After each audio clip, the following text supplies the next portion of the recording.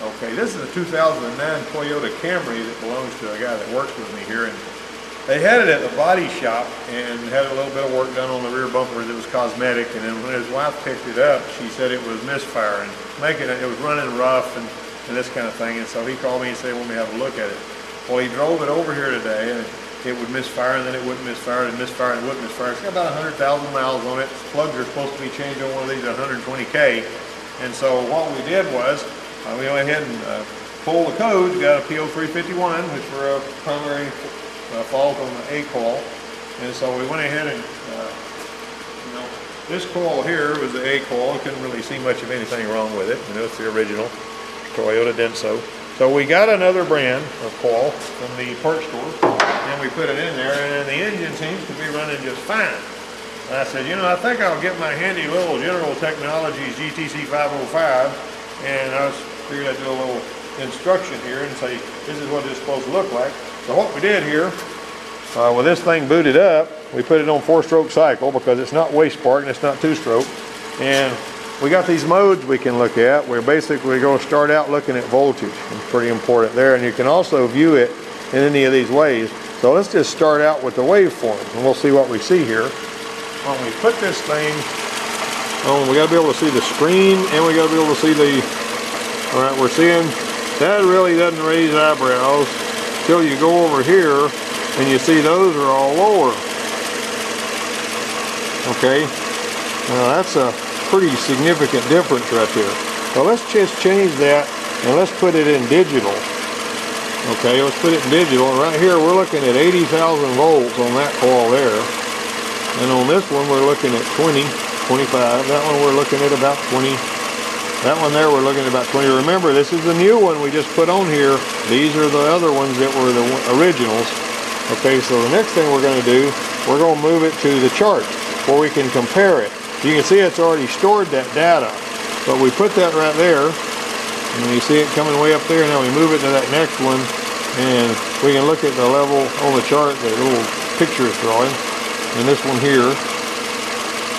And then we're looking at that one there. Now I really like this little device because it doesn't take but a second to check all 4 cylinders. You don't have to back probe anything. You don't have to have an attenuator or anything like that. All right, the next thing I want to look at, let's look at burn time, and we're going to view it as a waveform. Okay, so I'm going to put that right there, and look how messed up burn time is. Now right here, this is the firing line on the left side over. It gives you your kilovolts. Burn time is laid out across the bottom of the screen in milliseconds. All right, you see that? Your burn time's longer on the other ones than it is on that one. See that? On every one of them. So let's go to digital, and let's see what the burn time actually is. We're looking at less than 1 millisecond burn time. Over here, we're looking at 1.5 on the average. Over there, we're looking at about 1.5. Over there, we're looking at about 1.5. Okay, that's the deal.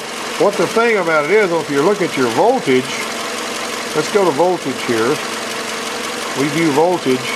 Now we're seeing that all that really high voltage. And if we look at your waveform of that, what goes this way doesn't go that way.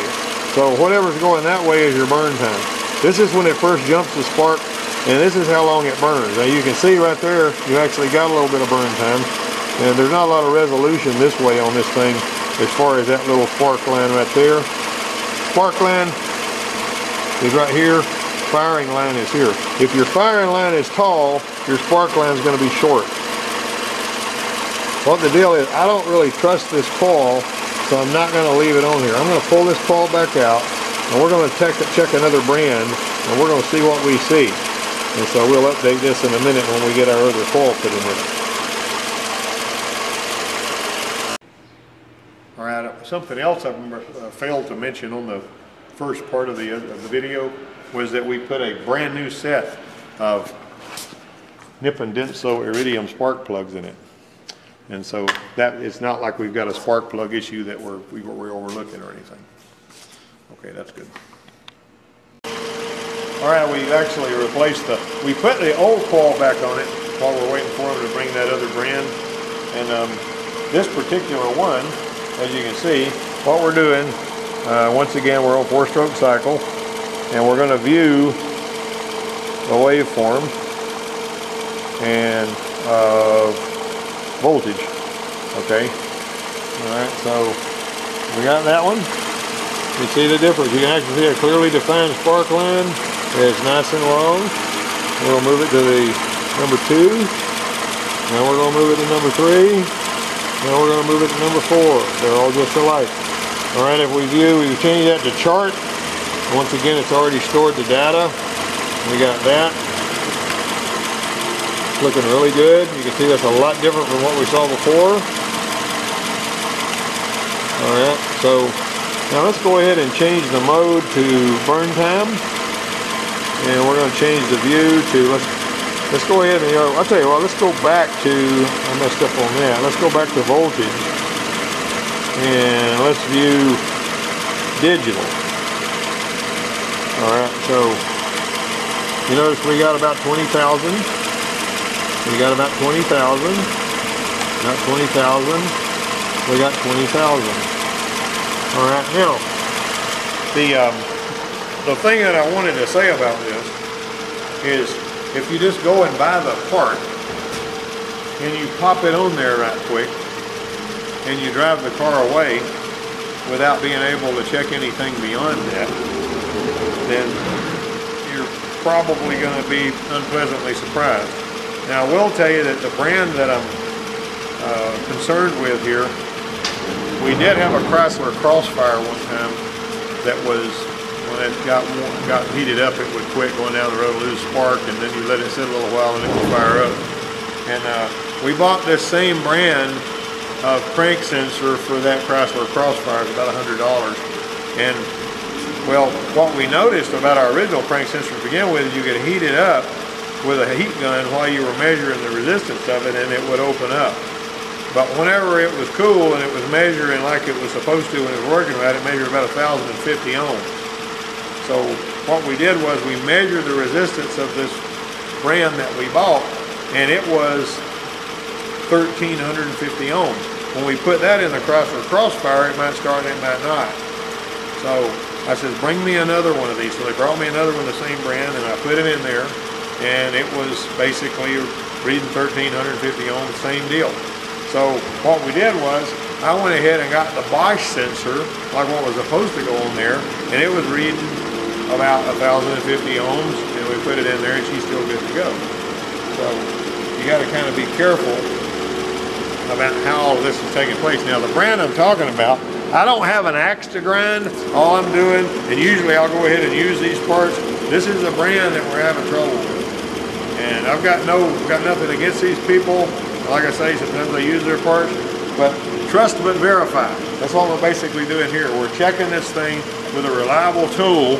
Incidentally, this tool here is a GTC 505, General Technologies Corporation, and you can buy these, and they don't cost all that much. But I'm really sold on this thing. I've had it for a while now. This is the time whenever I've used it when it, I believe, kept us from having some, trouble with a repeat repair. And so we're going to check that other brand of part when they finally get here with it, and we'll see what we come up with that. It's recorded. Okay, since then, what we found out, since I made that other video a few minutes ago, the purchase house manager did some research, and he did say that if the car was an American-made Camry, it takes a different coil than a Japanese-made Camry, and that he's thinking that this one here could have been box strong, and we could have put a Japanese-made coil on an American-made car. That really doesn't make any sense to me, that a Japanese-made coil would fire with 80,000 volts on an American car. I guess anything's possible. I'm trying to parse that in my mind. But he's sending another one that he knows for sure is for a US built Camry. And so that's where the jury is right now. Okay, what we have, we've already got the second one he sent was a different brand, but he said it was for sure for an American made. I got my engine ignition analyzer set up again. I got it on the voltage, and I've got it on waveform. Okay, so what we're seeing right now You see a really good firing line that's about the right height. You see a nice little spark line. It's kind of difficult. The definition is not that great on the spark line because of it.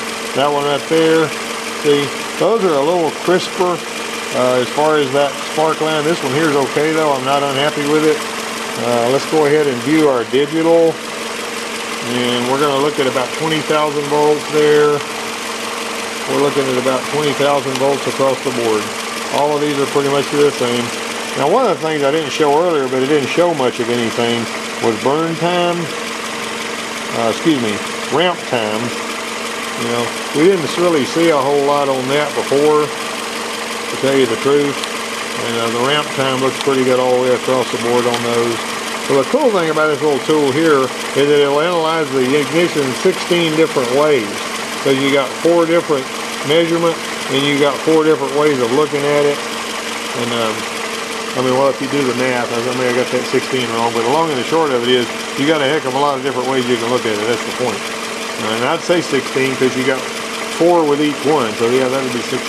Anyway, the long and the short of it is, we're gonna let him hold it with this one on there. We're gonna put a cover back on it. We're gonna see how he likes that. The cost on these 2 units was about the same, just under $50. So I think we're probably going to be okay now. And I just wanted to share this since I had all of that.